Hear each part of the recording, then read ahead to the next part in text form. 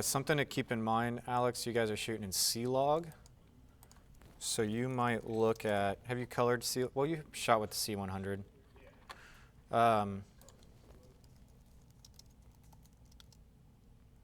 C-Log, color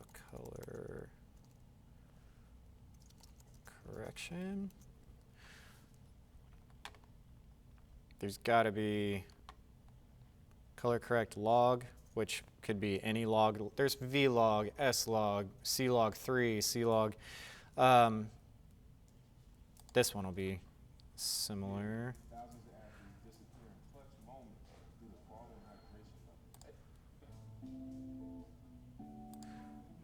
So I would find something of this nature, because getting the color correction means that you're in your exposure right, you're white balancing, you're matching cameras, you have multiple cameras. And then for the grade, color grading, that's where you will find the tone of your story. And it's supposed to be dark, dreary, suspenseful. So when you consider that color tonality, when you're getting that, you're probably going to be dropping exposure on some shots where it might be properly exposed, but you want to get to the right area and then adjust it. So there's a few things. One thing is referencing similar films. That's why you have a mood board, and in this case, Blair Witch was kind of the main focal point there. Videos like this, without watching it all the way through before, they're showing C-Log before and after. Let me get that just slightly back. Get right down the middle. That's something Manny always liked to do, was show his adjustments. So your C-Log's going to come out grainier, and it's going to come out gray, and it's going to be flat. And then after you add in some more, see how much more of these reds and blues are punching? They're a lot nicer. So that'll be something that hopefully you get to that point before. Hopefully it's better than worse after you're done. Here's another one. Look at how much more depth there is. This is where your S-curves come in really nice. So if I were you, Alex, the things I would be considering right off the bat is look at your waveforms, get your exposure correct, and then I would be looking at adding, so yeah, get your exposure. And then I like to do a slight S-curve. Do you remember how to do that? Yeah. Okay. And then contrast. So you want your waveforms to be nice and balanced. And then this is so much more contrasty than what this is here, obviously. So you have your exposure, your S-curve, your contrast, pretty basic stuff. I do this on all the stuff that I correct. Then I start looking at saturation and color after I've got things the depth that I want. You don't want to start dabbling with color before you get your exposure right, before you get your contrast, or otherwise you're going to go and have to fix your colors again, right? So then you can look at, God, I wish this, I need to get some new marker, I guess. Saturation, not saturations, saturation, as well as vibrance. Now, you might be going in for this picture, because the C-Log files in the C100, they have great colors, some of my favorite colors. However, this is supposed to be a pretty dark, you know, I guess lack of emotion that you would normally go for. If you're doing a rom-com, you'd want all these warm reds and oranges and pinks, but if you're doing kind of a sinister suspense horror thing, then you're going to want kind of that bluer tonality, things of that nature that's going to have less warmth to it. So, oh, temperature, that was the other thing. Before saturation and vibrance, I would do your temp, your kelvins, adjust that to match a little bit. So this is where you're going to typically start. It's a pretty gray image, and then you're going to come out, hopefully with a lot more depth when you're correcting the color. So this is kind of nice because look at just how much different. It almost looks bad when you're looking at log. or raw imagery, because you've got to go in and you got to process it later. When you're using these T6Is, that's just not an issue. It's a finished image. You can't really do a whole lot with these because that MP4 is pretty much color baked in. They have a profile that they try to hit. But here, since you're in a more advanced, more professional setting, it's going to be very flat, and you're going to try and get it cleaned up.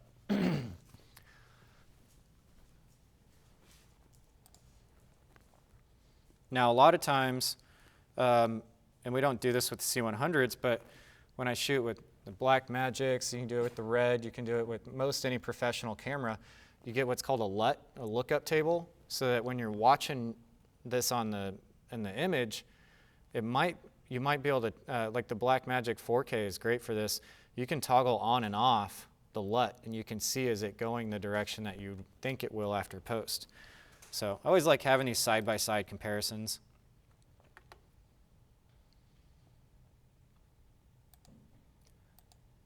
So yeah, nothing crazy, but when you get into post, don't assume that it just came out really, really bad. We're shooting C-Log so that we have more color profile to play with. So yeah, just a simple little video of examples there. Do you have something? Yeah. Okay. Yeah. I almost just got hit by a car. I don't die for this class. Well, it was their fault. Okay, should be this one. I don't know how much like walking footage I have on there, but I know I have that one tree shot I was talking about, which is pretty cool. Yeah, we'll have some stuff to look at and talk about. That'll be helpful. And then Colton has more of our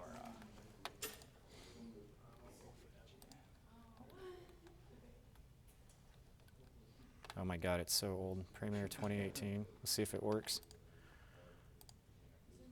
Is there anything else on here, or is it all your stuff? it should be all our stuff. I want to say I formatted it. Yeah, it's Okay. that one.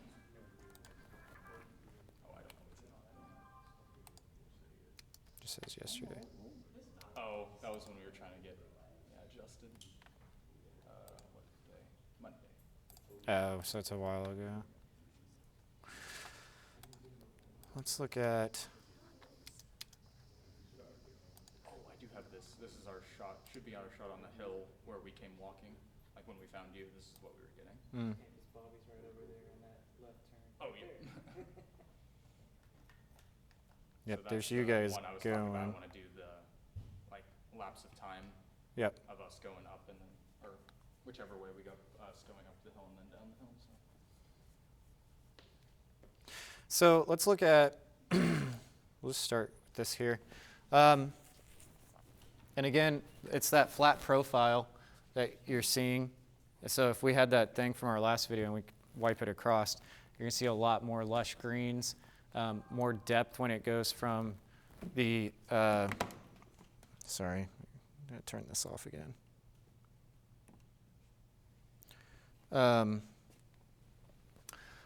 More depth in the low lights, more depth in the highlights. As you get those S curves, that'll help that. You're gonna, it's probably bright, so you probably can lower the exposure a little bit maybe. But you really can't tell until you get into post and look at your waveforms. You don't want to trust the monitor. But let's talk about what you have in frame, what you're going for, what you've accomplished so far. And this was Gage running the camera. Yeah, while we were down there. Like we were talking about a little bit on Monday, I mean, if you were going for out in the middle of nowhere, I think you guys found a good spot for that. In fact, I think you guys did too good of a job finding out in the middle of nowhere. So I think that all is great. Were you trying to play these trails as, Yeah, because in the thirds, the left and right third. this is great. It's S something. It refers to, like, you know, photographers might have a Snake River type look. So I love that you have, the composition's great. I love that you're coming from this third, working your way through, and then as you kind of play, I mean, you're just filling that whole frame with information, right? And then you're kicking all the way through to your left third, and you can see it again. It's balanced nicely. If we just laid over the top, you know, one of your third grids that is such a big reference for this stuff. You have a nice tree here going through that third if you wanted to block that off a little bit. So it's a great shot. I think that will work. Now tell me what this shot's supposed to do for you. Is it an establishing shot? You said you want to have like some sort of a jump cut to have them working through the scene. So this, I think, will be used towards the beginning of the short. This will get us up that hill, and then we have a panning shot for more of the land establishing at the top of it. Say that first part again. Okay, so I think we'll use this towards the beginning. Okay. This is us getting up to the top of the hill, and then we'll go into our panning shot, like surveying the land, which will be more of our establishing of the land. Okay. Do you know, was this shot in 24? Was this? Because I'm pretty sure. 24 because we didn't have to change it the other night either, Okay. and I didn't mess with that before at all. So then to give for you who weren't there, you can see kind of how far away everything is in conjunction here. So them in this third, you know, that gives you an idea how far away they are. And then when you see me come around this other corner, you can see you were a long ways away. Like I don't think if I was like yelling to Gage, he would have understood what I was saying. Like he was up there. On the other side of that, Ben. Oh, there he is. So look how tiny we are as we come into the frame there. So I guess my question is, if we're looking at, is there supposed to be like is there supposed to be a character working through here? Because you talk about that jump cut. We had a shot from his point of view where Gage is like shadowed on the hill. Oh. And I was like, oh, put him in like one of the corners for like a second. Okay. So it'd be like a I Spy. Gotcha. But sometimes it's hard to tell just looking at an image without some sort of a reference. Sure, there's a tree. Sure, there's a trail. How big is that tree? How big is that trail? A human, you're going to be able to place that somewhere in between like child and adult and go, okay, 5 foot something, right? So you can see how far out you guys went. Because when I started and I took the trail you weren't on, it was like all the way back here somewhere. So you guys were definitely covering some ground, and it got some nice. It does. It feels as rural out in the middle of nowhere as I think you can get without leaving town, going way, way, way, way out. Okay, so what else was there? See you guys making the trek. Yeah, it is just us going down the hill, coming back up the hill. Okay. Here's another. This should be the one going up then. Then that was us talking.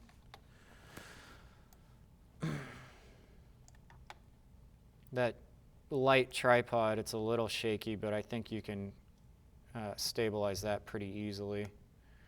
Because even if you're right here and I didn't know it was you three, I wouldn't be able to identify an individual. So you could have, this is great when you need to like a stand-in actor, you know, like, okay, main guy can't be there, but we can still get our pickup shots. This is what the B crew does on larger projects, even C crews. They might even go to other locations, like if it's a driving scene, you know, you don't need Brad Pitt driving if it's just the car going through the mountains, so you just throw in a driver. And Spielberg typically isn't there for that shot. Usually you have another crew that's taking care of all that kind of stuff. So these are kind of shots that would work for something like that. The great thing about you guys shooting 1080 is 13 minutes is nothing size-wise. It's just a 2.44 gigs. And you're still shooting pretty high quality out of the C100. So you got a lot of, might as well shoot like crazy, right? You can almost do it documentary style with multiple cameras, and when you're only doing 1080, you can just get a bunch. Not doing the post team a whole lot of favors when you do that as far as organizing and going through everything, but you're giving them a lot more ammo to pick from. So everything has its pro and con, right? Let's look at, I know this was the one we talked about. Yeah, this is the one I really So let's look at this shot real quick. Now, go ahead and tell me what you're going for before I dig into this. So this was the like first maybe spying, but I like the way it not like zooms in, but it just like centralizes the focus of them walking by here in a second, and like the focus on them is really good while also having. Okay, so the next one they probably. Really close. This Oh, yeah, one's that might like. have been the testament. Yeah. So who's this? Give direction. This is your monster, right? Yeah. Seeing everybody. Gotcha.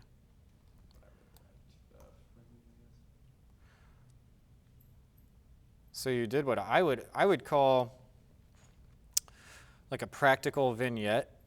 Vignette's the word I've been trying to. Yeah, so like, well, a vignette, you know, you can either go brighter or darker. Typically, you see a lot more often go darker, but if you think like wedding photography might do a white vignette to kind of just brighten up that dreamlike feel a little bit.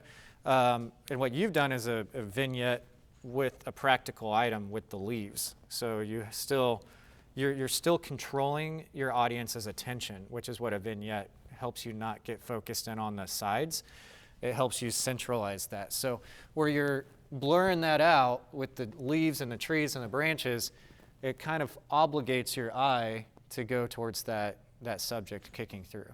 So that's essentially what you're accomplishing with the vignette, which I think works great. It's a cool creative idea. It's a nice shot to go with.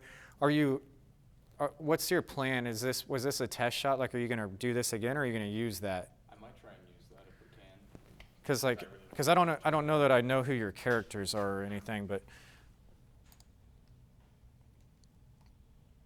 I think the goal was we'd keep me, Michael, Colton, since it's such a smaller team. But if not, we can try and replicate it. I just know we're running out of time. well, I'm just wondering because like you got Colton like carrying a camera, so is that like part of the prop list Yeah, that'll probably be fine. that you guys are out like you're like a documentary crew? Yeah. Okay. I think it'd be a little too difficult right now to try and do his POV shots while also having the spying and like cut out the camera. I mean, I guess we can. I don't know. So anyways, that's a cool shot, and this goes into some of that concept of even if like the film doesn't come out where you wanted it to, you still potentially have yeah, there's nothing on there. Some nice shots for your reel, where you're like, oh, this was something I was going for, and then you have that as reference for other things. What made you have this idea? Was this something that you had going into it, or is this something that came up while you were there in the While we were there, on the way back, I was like, okay, we got to get like one more shot at least, so I can feel better about calling it quits. And I wanted to get one of the spying scenes to either test it out or have something. Like, oh, there's this bush. Let's do through the trees. So I don't think you're losing a little information here because what we're talking about here is our settings. That's why I want you guys to know your settings. So when we discuss, I can tell you I can tell you within range of where your settings were. Obviously, your aperture was very wide, or you couldn't have this out of focus and have this in focus. So your depth of field is definitely shallow, allowing way more light in. So if I were to give you a critique, like if I was there, I'd say kick that ND filter up just a little bit more. The other thing is, and I hate doing this, I'm very much, especially cinematography class, we should be more oriented, but you can always kind of like vignette, like you could do like a blur vignette in post. That's something that's not hard to do in Premiere. You just kind of take you map out the section that you want to kind of feather it off, and then you blur it. I would much rather see you guys do this stuff in camera all the time that you can. And yeah, you can easily lower that exposure, and I think it'll be just fine. But once it's too far out, and this was the goalpost that we were looking at on the red, if you're outside those goalposts, that's lost information. It's too dark, it's too bright, you can't pull it back in. If you're within that goalpost, you have the potential to do some alterations and save that information. But yeah, I believe you lowered the exposure a bit, and you got a workable shot. Now, one thing is, and I don't know that this is a deal breaker, but it's just something I know, they're pretty soft focus. I was seeing that. Yeah, So the trees more in focus rather than them. yeah, I almost think you could have actually raised your aperture a little bit, meaning you would have let less light in, you'd had a larger depth of field, but I think you would have still kept, if you blocked it out right and positioned your camera right, these leaves would still be out of focus. But yeah, it's a creative shot. It's a great way to kick off the semester with some stuff like this. Thinking outside the box, thinking of perspective, thinking of point of view. These are things we've been talking about that first 9 months in the program before you guys, went off for summer. And I'm seeing it come through. And that's what this first project is hopefully going to spark all that back into you. So it's a great start. What's your guys' thought? Are you guys seeing this for the first time? Some of you? Everybody else? Thoughts? Questions? Comments? What do you guys think? Good start. It's something. For not having time to storyboard and actually even script for this competition that you guys are just kind of thrust into, it's going to be hard for the story to make perfect sense from beginning, middle, and end when you don't have time to structure that. So one of the things you can do is this type of story that you have, very much like a stalking, chasing type scene. I think it's a great way to kick off a project where you don't have a lot of time to flesh out a story and cast actors and scout locations and all of that stuff. So I think the story you picked, being kind of a spooky suspense story, is great. If there's little dialogue, then you have some room in post to kind of try and piece this story together and make it make sense. Yeah, I was thinking either do an overlay of audio after the fact, or maybe we just kind of have it like follow them maybe more from the monster's perspective of just stalking until we get to like the campfire scene, then we tell the story of the monster, and then from there, I think all of it like are like either murders or like all the meat of it's gonna go down. So from there, it'll be a little more natural and it'll be easier to improv on scene. Yeah, and I would say the least amount of dialogue, the better. Yeah. Tell this story as visually as possible. The dialogue is going to come out cheesy if you haven't had much time to rehearse it or look at it. So what you can do is you can freak people out without saying a lot. And that's where I like these POV shots. I think that's a good move. You have another card? Yeah. And this is you like walking What are we doing here? POV. I ain't doing. I don't remember what I said. So. You know, we're here Mute for the thing. mute the audio. We'll just go with that. You know why we're here. I think it's all in That's literally what it is. I think it all went in private to that guy. Oh, you had the Mark I, and the Mark I doesn't do MP4s. It only does AVCHD. I forgot to mention that, Okay. which is okay, but it only says 1 kilobyte. Have you looked at the footage yet? Yeah, all of it's really just us walking around and stuff like that. Nothing too crazy. Just between those two shots of us. Well, there's nothing on this card. Do you have another card? No good. It says 2 megabytes, which isn't smaller than a JPEG. I was able to pull all of our shots up on my computer at home with that card. You move them over? I haven't moved them over yet. Let me try a different software.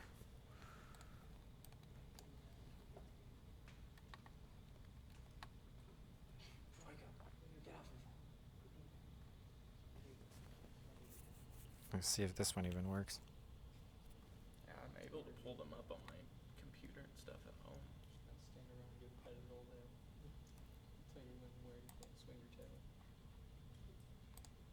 One thing we could do too, with like the monster's perspective, is use a monopod where it kind of isn't as stable.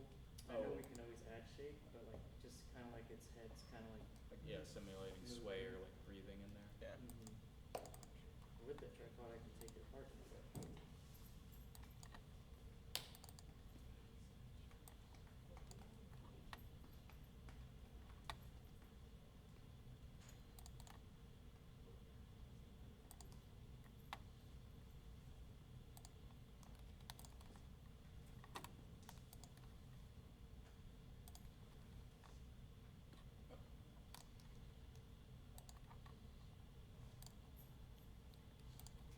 It could be that this computer is 9 years old. I'm not ruling that out. So now. But I feel like it would still see metadata even if it can't open it.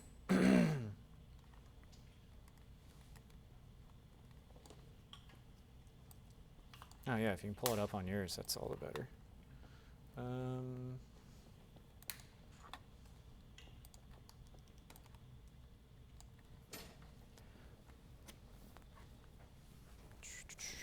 Do we have a way to kick that into the HDMI?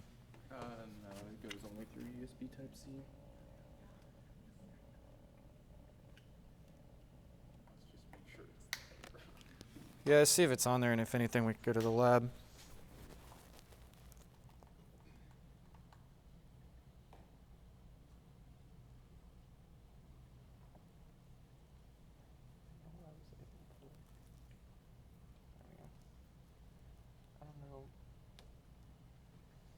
Try dragging that onto your Canon card.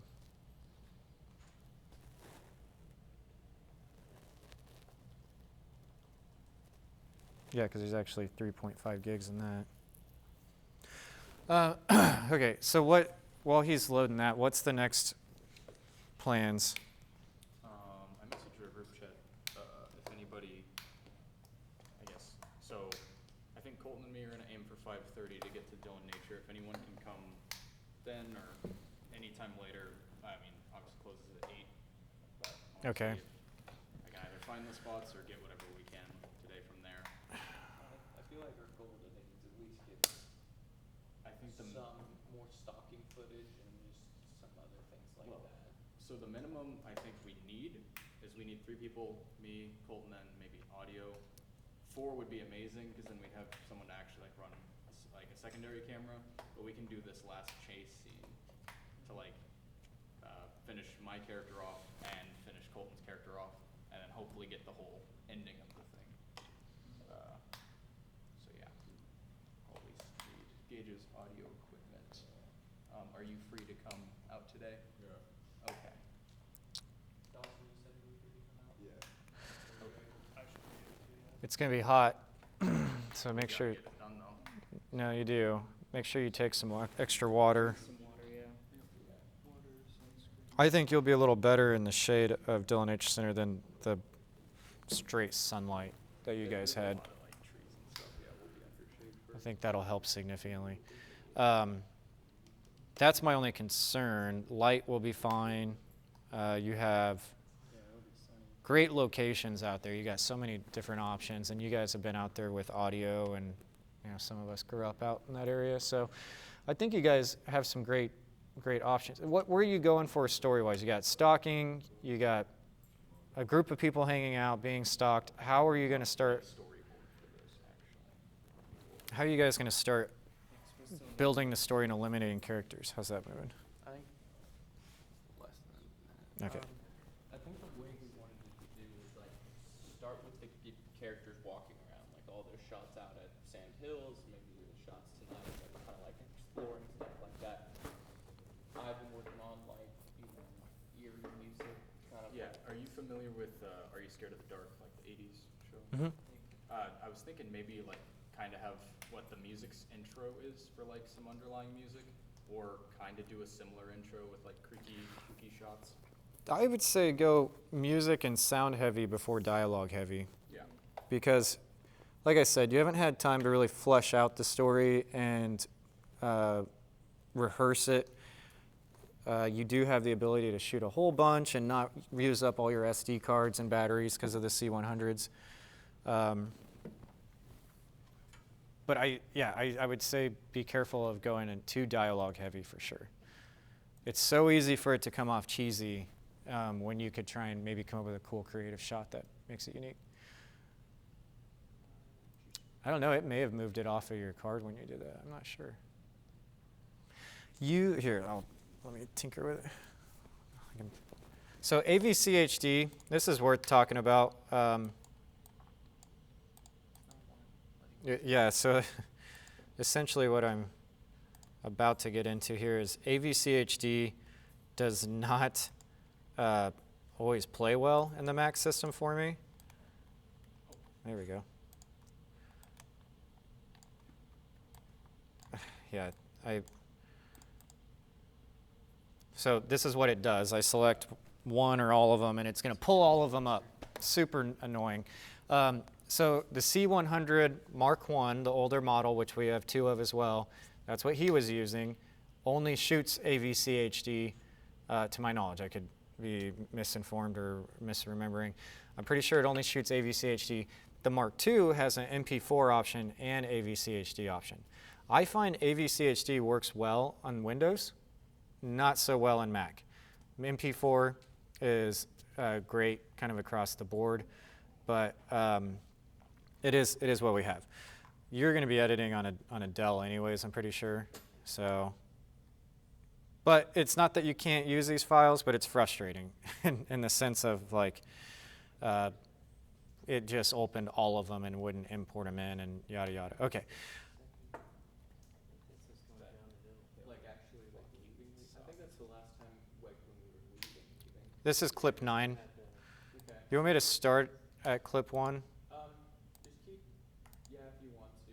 Clip 1 is just like testing and like stuff like that. That's the first clip where we kind of honestly started with everything. Okay. So a lot of it was just trying to get, that's just like focusing and like just seeing what was working and stuff like that.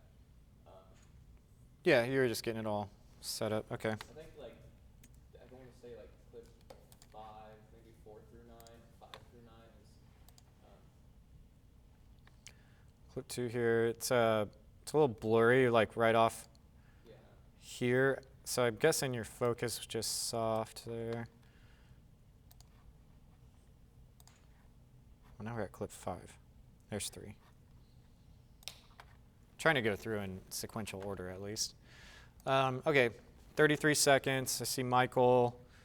Huge field, nothing in it that, you know, replicates some sort of a city community environment, unless you consider that little bit of horse trail. So I think that's cool, like the flowers.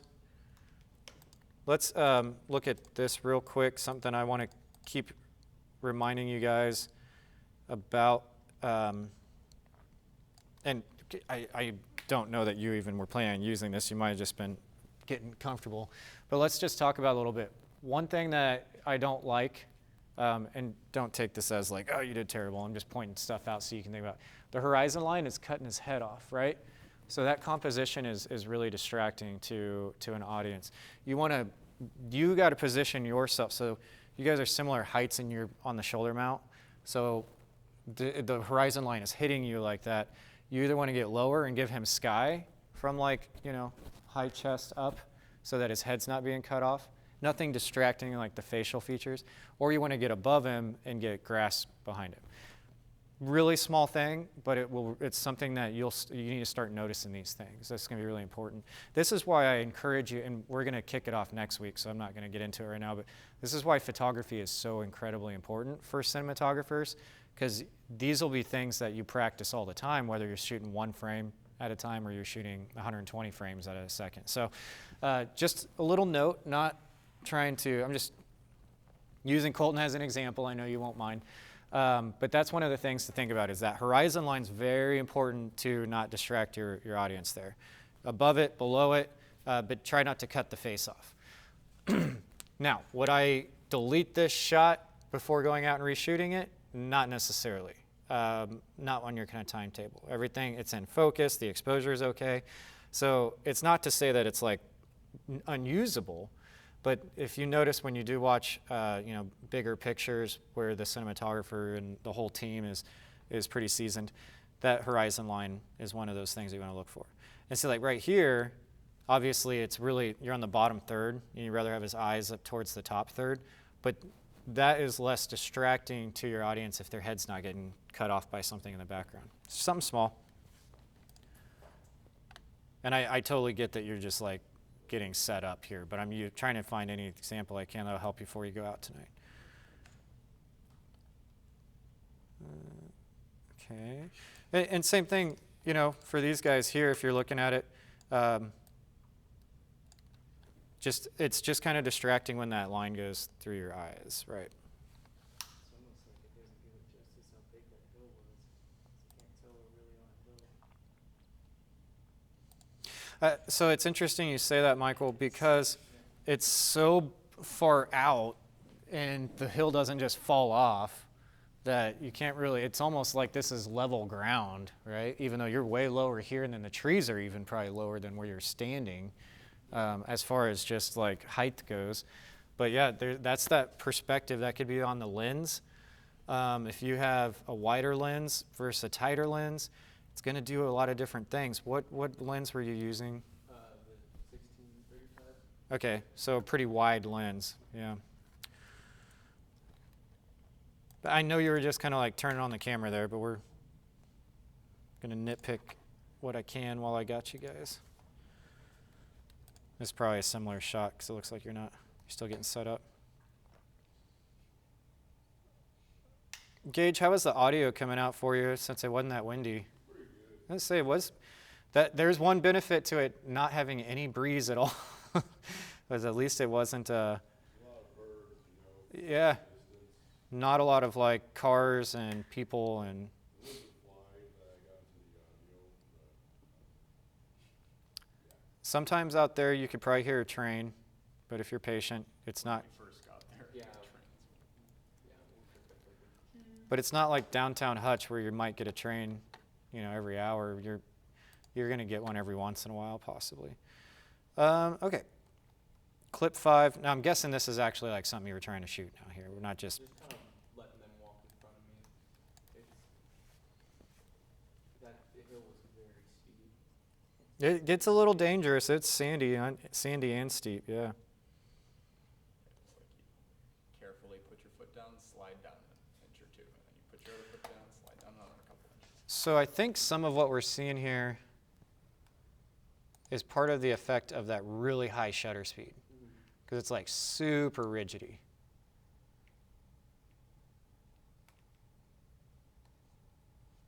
It's not as grainy as I thought it would be. It probably will be after you get that C log off. Probably kick through a little heavier, but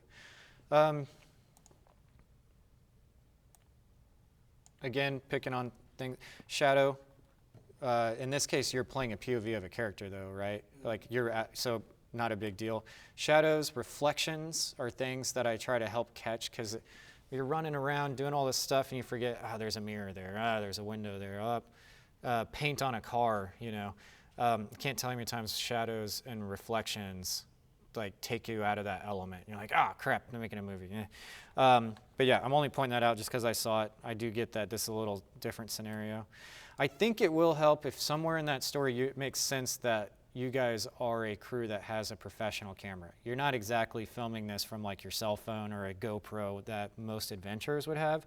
So you might need to like establish something that you're like a documentary crew out looking, because it's not very common for a crew to go out, or 3 buddies go hike with the C100 and a shoulder mount. That's what I'm getting at. I think there are a few shots where you see me with Just I think we stick to that just so yeah, just own it. worry about it. Yeah. We don't have anyone managing that. No, just own it. Be like, okay, your camera, think of Strange Wilderness. Obviously, you're going a different direction, but Strange Wilderness, one guy's cam guy, one guy's the nature host because his dad ran the show, right? And then they go looking for Bigfoot. Pretty simple premise. I love that stupid show. It just cracks me up.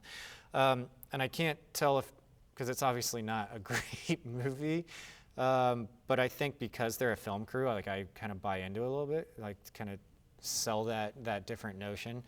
In your guys' case, I'd say own it. Like, one of you is a producer, one of you is the host, one of you is the camera operator, and you're out looking for this thing, and along that adventure, boom, you run into this monster. I think that's an easy thing to do, and then it makes sense why you have a professional camera on your shoulder on a hike, because most hikers aren't going out with professional cinema cameras. Does that throw off your story, or does that help? No. Just simplifying it. Okay. Not really like much of a story, so we can do. Well, that way the monster sees him carrying a camera, and it's not like, why? And then you can have footage of one of you being like, oh, look, here we are, and blah, blah, blah, and then you can cut to that, and there's some other things that you could easily improv that dialogue into like a nature show or an adventure show. So you're a documentary crew now. I mean, I'm not trying to change it for you, but I'm trying to make it make No, sense. that works. Yeah. Like that, I was stuck on like, Why are these 3 people out what there? do we have the camera for? And then all of his shots are usable, and it's okay. I feel okay about that. How are we doing on time? We don't have a lot of time here, but let's keep looking. That just gives you guys some story to structure this sucker around, because you didn't have a lot of time to flesh out much more. Which again, that tight deadline really incites some of the best creativity is when you don't have a lot of time to flesh it out and think about it and change your mind and rewrite. And I'll be honest, I thought when I saw your settings of that really high shutter speed, it just would be flat out unusable. I don't know that it, I don't think this is, I mean, yeah, look at how we literally have like almost a ghost-like, yeah, almost a ghost-like feel here. But you're going for something a little edgy and different, and he's going to darken it and make it more suspenseful. You're in a situation where you're going to kind of have to live with some stuff that normally you wouldn't want to, but that's, again, great about the deadline. Well, okay, we're looking at this one. Did you do the same thing back after we made that adjustment? Yeah. So let's look at, is that clip 9 then? I think it has to be 7 or 8. That's what I want to say 8. We'll go 8. We'll try that. Oh, no, then it would be 7 because that's when we made it back up. Okay. Ah, crap, I just closed out 8. I should have minimized it. AVCHD, tell you what. Okay, maybe it might be 6. I don't know. I couldn't. It's all right. Well, it's not like you've had time to log all this footage yet, so it's all right. Yeah. Just don't want to close them all. Somehow it's 9. Just There we go. rearrange the order. So that's facing the sun again and heading back. So this is going back after we made some adjustments, right? I'm not seeing that. That definitely had to be part of that shutter speed thing. I'm not seeing ghosting around their arms and stuff now. So it has a little bit more, it has more motion blur because we turned it down to 160 from like 1,000 something, you know, a lot more.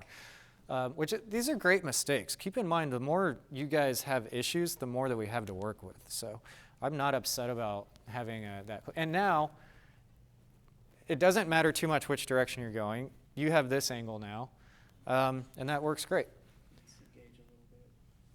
But I think you do. I think put like a clipboard in one person's hand and the other one, you know, make a host. Both of you could be a host. I don't know. You see him? That's awesome.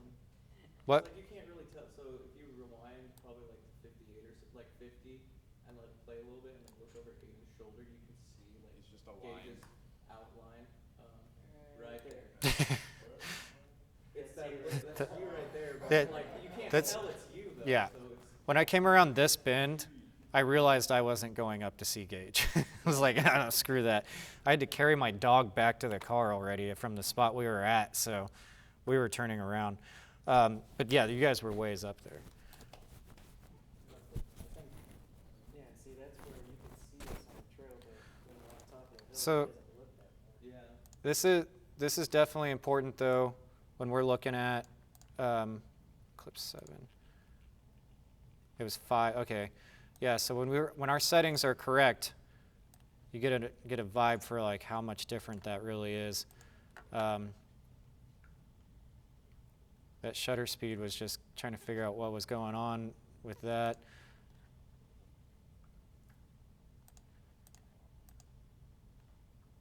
And the motion blur is a lot smoother now. Yeah, so proper settings. I think you were doing a clapper. Oh. We forgot. I think we didn't grab the board with us, so we were doing it. Yeah, make sure you take a clapper today. Yeah. Now you have a documentary crew out. That clapper makes even more sense than it did. Well, I mean, as far as a prop and not just a tool for you guys. So I think I like this. Keep your settings in mind. What we talked about last class, where we recorded it, I have a YouTube link that I'll post onto the. I could post it in the assignment. I'll probably post it somewhere like announcement. I don't know. It'll be on Learning Zone, so you guys want to reference back. The Learning Zone announcement, I got a email. Yeah. And I saw it too late and it got deleted. No, I ran a test Okay. to see if it would kick through. Can you see this? And then I was like, I can't. Well, and then I was able to see that I could see it, and that's why I deleted it. I was like, okay. Finding it, then it disappeared, and I was like, where'd it go? Well, because, yeah, I've never been a student in that system, so I don't know. And it was telling me that you guys couldn't see announcements. So then I made one, and then it said you could see them again. Yeah, that's why I try to reply to say yes. See single eye. Well, it took the One thing I noticed took the here, thing off after that. Okay, so you could see a yes, but it wasn't there before. So you have walking footage. Now something I would script in now is what are you documenting? What are you looking for? And stop and host that just like a documentary. I think that would be cool for the story. Okay. Well, Alex also. So since our heads are turned there, do you think it's like we can edit the overlay over like voices over it? Or Bobby, do you think I'm worried that that will come out because you don't have the ambient sounds from the field. Now, if he was able to layer some of that from the camera or from Gauge under the ADR, I'd say okay. If you're going to go right into the podcast room or in some sort of controlled sound environment, and you can hear like an AC in the background, and you layer that under, then it could easily make it. It could easily separate your audience. But if you can layer some ambient sound, that's why room tone is always really important. I think we're gonna have to go back out there anyways, or whatever. Well, if you could get any ambient sound of nature will help, but don't just layer it right out of like a really clean microphone out of the studio, and then just have it with music, or it'll be really obvious. If you can get some, kind of like last class, we dove into directing for a while. You really can't have cinematography without considering all these other things, right? But in that case, in that question, if you're going to ADR, then I'd say just make sure you have some ambient sound. So we did take, what was it, 30 seconds or a minute? Oh, if you got 30 seconds of room tone out there, which is like, field tone, that will help a lot. Yeah. 33 seconds of some too on my phone. Yeah. So then Alex can layer that and loop it for what he needs to, and that gives you that ability to not make it feel like it was recorded in a studio. So yes, if you add a little extra element. ADR comes off, it's so easy for ADR to like take you out of the element there. This scene right. No, but you might as well start organizing it. He can start dabbling with color and things like that too, that he's gonna have to figure out. Clip 9 was the actual, or no, clip 8 was the actual take we took because I think this one, they've, Okay, let me, something happened. I can't remember what happened. it's probably gonna pull them all up, but let me try to find 8. I just don't know why it doesn't play well, so like it won't even, there we go. Hey, it only opened clip 8, great. It's because I had them all highlighted probably. You're thinking this is a clip that you're gonna use? I think it was just, there was just something we wanted to talk about, like, I don't remember what this. Oh, this was when we did the step forward thing. Yeah, so It's kinda we were goofy. just kind of, But if we go for that, like, two producers or talk shows, like, we could definitely do something like that. This is where we are. Hey, and something, so that actually, I'm glad you mentioned that, because, so when I'm looking here, again, horizon line, there's two things about the composition, but if you're going for like behind the scenes, documentary style, that kind of approach, then it's way more forgivable on some of that. But the composition, this one isn't as bad as where you were here, but I would have, you have a lot of negative space up here is what I'm getting at. Not a problem, I mean, it's okay, but I would like to have it either more, if there was clouds, maybe you go lower. If there's nothing, so I'd probably go a little higher or make yourself a little lower on the composition. But then just that horizon line cutting right through his head is the kind of thing where even if your audience isn't like trained photographers and cinematographers, they still, something tells them when things aren't, that your audience is absolutely professional audience members. They've spent their entire life watching movies and cartoons and seeing good composition through all sorts of marketing material and stuff. So that's just things to think about. Even if your audience is naive, they're just going to be like, oh, something's kind of weird about that. And they may not even know why, but yeah. Okay, so you don't have a lot right now, but I think you kind of know where you're headed. So let's go ahead and wrap up for today. Again, I'm not leaving anytime soon, so we can keep looking at stuff, but we are at our hour. And let's plan on, so you're shooting today. Yep. Let's see where you're at. Keep me posted, and then Friday, let's wrap this up and make sure that it's getting to that point where you're ready to have it turned in for Saturday. So I know it's happening fast, but not a better way, I think, to kick off the semester.